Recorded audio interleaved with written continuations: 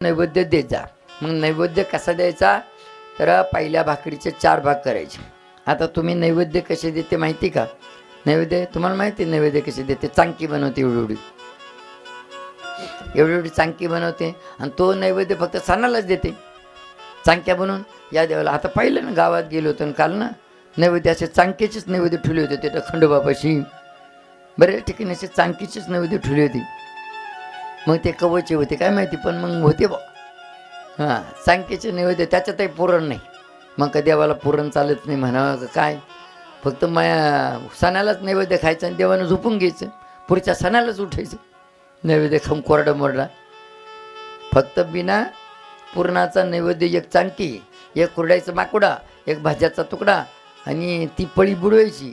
ती अशी नाही करायची बघा अशी ठेवायची. झाला नैवेद्य.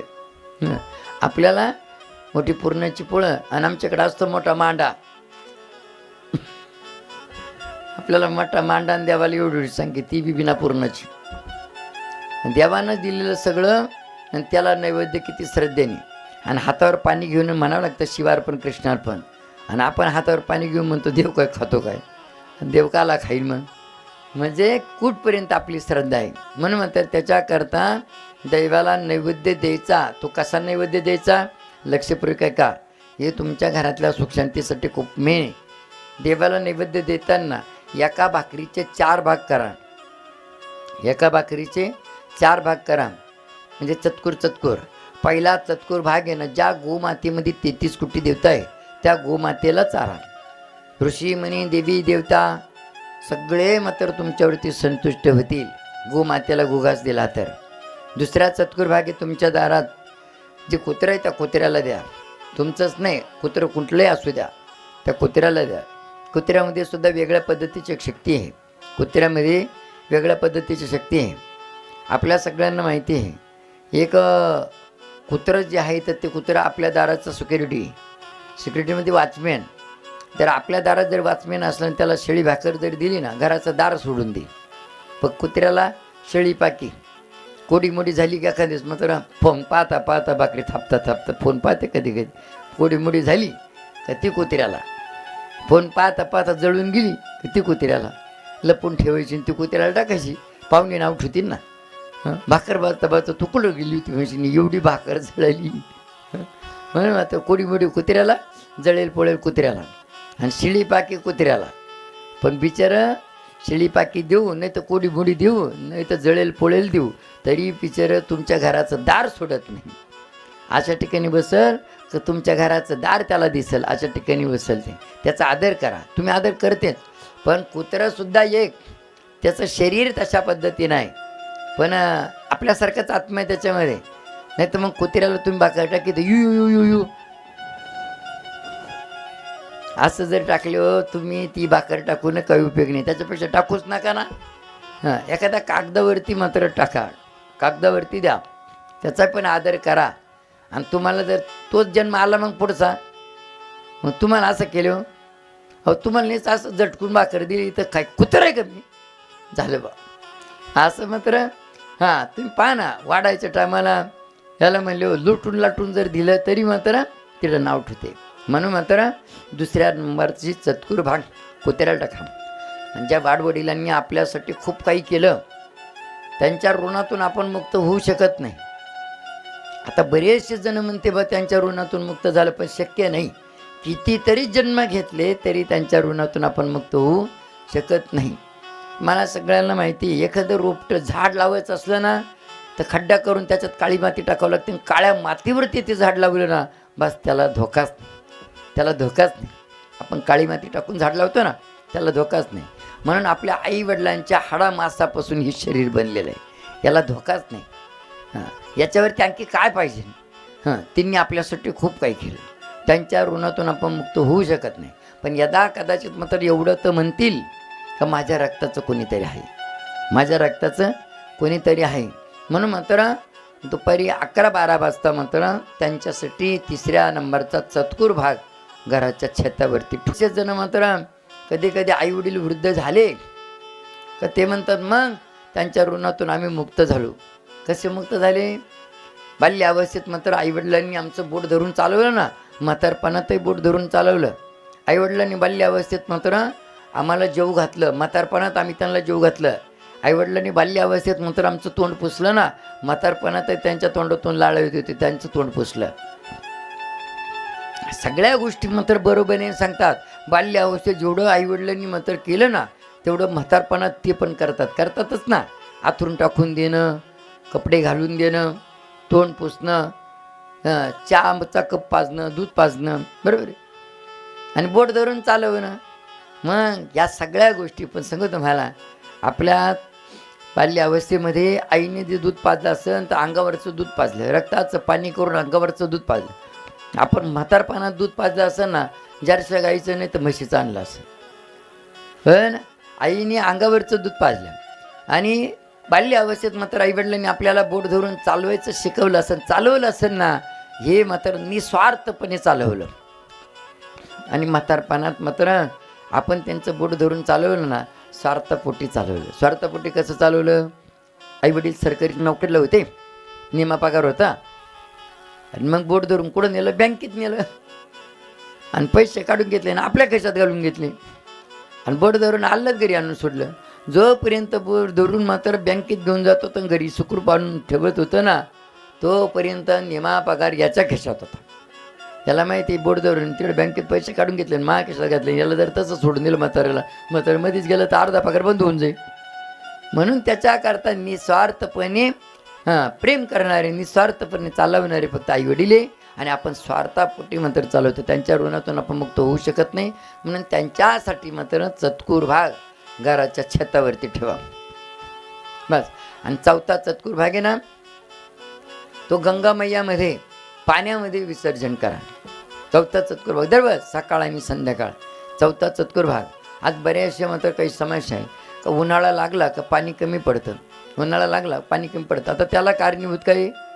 उन्हाळा लागला का तवाच तुम्ही जागे होती, पाणी कमी पडलं तवा.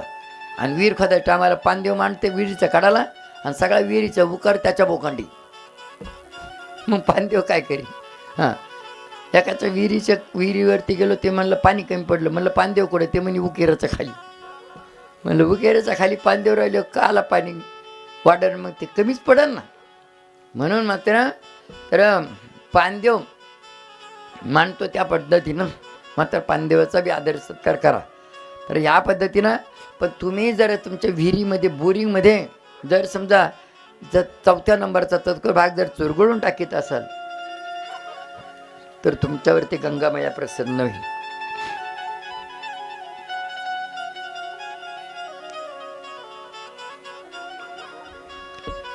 विहिरीच्या गंगामयामध्ये देवाचा आदर करा, नाही तर नका करू, पण भक्ताचा आदर करा.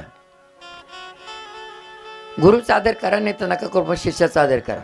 देवाचा आदर करा, नाही तर नका करू, पण भक्ताचा आदर करा. तसं गंगामयाचा आदर करा, नाही तर नका करू, पण गंगामयाच्या अधीन असणाऱ्या प्राण्यांचा आदर करा. म्हणजे त्याच्यामध्ये जे जीवजंतू आहे ना, त्याचा आदर करा.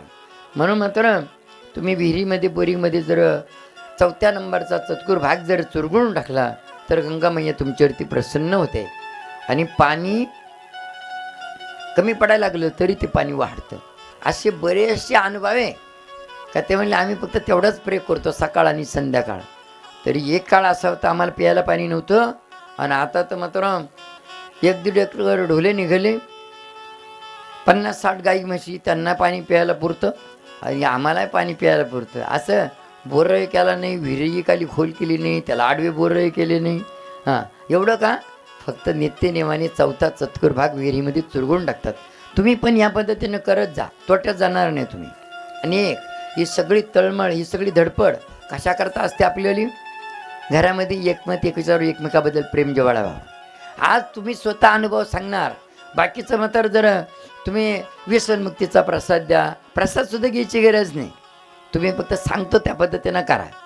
काय सांगतो त्या पद्धतीनं करा का तुम्हाला विधी मार्ग करायची सुद्धा गरज पडणार नाही. तुमच्या घरात मात्र एकमत एक विचार एकमेकाबद्दल प्रेम जिव्हाळा राहावा. ज्या आईवडिलांनी जन्म दिला ना, त्या आईवडिलांचं मुलांनी मात्र आज्ञाचं पालन करावं. बस अशा पद्धतीनं आज्ञाचं पालन केलं म्हणजे एकमत एक विचार एकमेकाबद्दल प्रेम जिव्हाळा आहेरच. त्याला काय दुसरा अर्थ नाही. दिवाळी वर्षातून एकदा येते, दिवाळी वर्षातून एकदा येते. दिवाळीचा अर्थच तुम्हाला कळाला नाही. दिवाळीचा अर्थ तुम्हाला कळाला नाही? दिवाळीचा अर्थ कळाला बा, फक्त काय पुऱ्या, सांजोऱ्या, लाडू, चिवडा, शंकरपाळी, आणखीन मात्र काही असन नसन ते, बस याचा अर्थ कळाला. आणि फटाके, बस हाच अर्थ कळाला. पण तुम्हाला सांगतो खरी दिवाळी म्हणजे काय? करोनाने जशी दिवाळी आणली होती तशी दिवाळी कधीच येणार नाही. करोनाने जशी दिवाळी आणली होती ना तशी दिवाळी स्वप्नात सुद्धा येणार नाही, म्हणजे प्रत्यक्षात येणारच नाही. तुम्ही म्हणून बा करोनानं सगळं वाटोळं केलं आणि कशी काय दिवाळी आणली बा करोनानं नेमकं. आता पाहिलं ना, घरातच बसा आणि कड्या लावून बसा आणि 2-2 मुसके लावून बसा अशी काय दिवाळी म्हणते त्याला. पण करोनाने कोणती दिवाळी आणली ते सांगू तुम्हाला. तर लहान मुलांना शाळेत पाठवत होते ना, शाळेत पाठवताना असं वाटायचं हे मुलगा शाळेत शिकावा, मोठ्या चांगल्या नोकरी लागावा. बरं, आई वडील मात्र काय करते, आपल्या पायात तुटकी चप्पल वापरतील पण मुलांच्या पायात चांगली बुटं, सॉक्स, चप्पल शाळेची घेऊन देतील. आई वडील मात्र शेळ्या भाकरीचा भुगा करून खातील पण मुलाला शाळेचा चांगला डब्बा जेवणाचं बनवून देतील. आई वडील मात्र इकडं फाटकं बनेल वापरतील, फाटके कपडे वापरतील, मग मुलांना शाळेत चांगला पद्धतीचा ड्रेस घेऊन देतील. आई वडील मात्र इकडं कर्ज काढतील, कोणाच्या हातापाया पडतील, इकडं मात्र मिरची भाकर खाऊन दिवस काढतील पण मुलांची शाळेतली फी मात्र भरतील, स्कूल बसची फी भरतील. या पद्धतीनं म्हणजे आता हीच गोष्ट मात्र आतोनात मात्र जीवापार प्रेम करून मात्र मुलाचं शिक्षण केलं. मुलगा नोकरीला लागला आणि तिकडंच बाटल्या खिशात घालून फिरायला लागला, बिस्लरी नाही, दारूच्या बाटल्या खिशात घालून फिरायला लागला. आणि इकडं मात्र आई वडिलाच्या तोंडात दात राहिले नाही. ज्याच्या तोंडात दात नाही ना त्याला दाताची किंमत विचारा, दाताची किंमत विचारा. कधी कधी मात्र त्याच पद्धतीनं होतं. आमच्या बाबतीमध्ये त्या गोष्टी घडतात. काय सांगा म्हणजे नेमकं एखाद्या दिवस मात्र जर आता हे दात फक्त दिसायला आहे, एकदा जर हे काढले जर समजा काही जर असं प्रसाद वगैरे ना ते येड्याला जर टोचून गेलं ना 2-3 दिवस दात लावता नाही येत, 2-3 दिवस दात लावता नाही येत, ते सुचून जात्या. म्हणून ज्याच्या तोंडात दात नाही त्याला दाताची किंमत विचारा. आईवडिलांच्या तोंडात दात राहिले नाही, आतोनात रक्ताचं पाणी करून मात्र त्यांना नोकरीला लावलं आणि नोकरी लावलं आणि ते तिकडे बाटल्या खिशात घालून फिरायला लागले आणि आईवडिलाच्या तोंडात दात नाही राहिले. तर ते काय करते तुम्हाला माहिती नाही. आम्ही त्याचा सगळे अनुभव घेतले. बरं, शेळ्या भाकरीला काय करावं लागतं, पहिलं भिजावं लागतं, नंतर भाजावं लागतं, नंतर भुगा करावं लागतं. पहिलं पाण्यात भिजावं लागते भाकर, नंतर भाजावं लागते, नंतर भुगा करावं लागतं. ज्या आईवडिलांच्या तोंडात दात राहिले नाही ना ते भाकरी भिजून भाजून आणि मग खायचे. बरं, अशा पद्धतीनं मात्र हे करत असताना तर करोनालाच दया आली, करोनालाच दया आली. ते बाटल्या घ्यायचे, भजे गुलगुले खायचे, तेव्हा पचन व्हायची ती माझ्या हाजा करायचं मस्त. आणि इकडे आईवडिलाच्या तोंडात दात राहिले नाही, कोणालाच दया येईना. शेवटी करोनालाच दया आली आणि करोना बाप्पा आला आणि सगळ्याला हाकलून दिलं, लॉकडाऊन लावून सगळ्याला हाकलून दिलं. कंपन्या, कारखाने, कारखाने सगळे ऑफिसं बंद करून टाकले, दाढी कटिंगचे दुकानं सुद्धा बंद करून टाकले. हो तिकडं काहीच नाही, सगळ्याला हाकलून दिलं. मग सगळे हाकलून दिले, घरी आले, घरी मस्तपैकी 2 महिन्याचा किराणा, 1 महिना लॉकडाऊन लागून 1 महिन्याचा किराणा भरून आणायचे, काड्या लावून मस्तपैकी. आता त्यांना सवय होती ती सवय काही कधी जात नाही. दारूची सवय एकदा लागली ती कधी जात नाही. भजे गुलगुले खायची सवय लागली ते कधी जात नाही. तळेल मिळेल चांगलं गोडधोड खायचं म्हणलं ते चटकपटक खायची सवय लागली की ते कधी जातच नाही, त्यांना ती सवय होते. मग आता किराणा भरून आणला महिन्याचा, तर तिकडे मुलांना पोटभर जेव घातला आणि हे भातावर झोपले, भूक कळवली करोनानं भूक कळवली. आणि पुन्हा मात्र गुलगुले भजे काय नाही ते पदार्थ बनवून खायचे आणि ते बी मात्र आईवडिलाच्या पंक्तीला. मग आईवडिलांनी कोणाला हात जोडले, देवाला नाही हात जोडले. ते म्हणले करोना बाप्पा तुझ्यामुळे हे भजे गुलगुले हे सगळं पाहायला मिळालं, मेलो असतो ना तुकडे चावून. करोना बाप्पाला हात जोडले. मग खरं सांगू तुम्हाला, जन्म देणारे आईवडिलाला जेव्हा आनंद होईल ना त्याच्यासारखी दिवाळी तुमची कधीच येणार नाही. करोनाने तीच दिवाळी आणली. त्यांनी आपल्यासाठी काय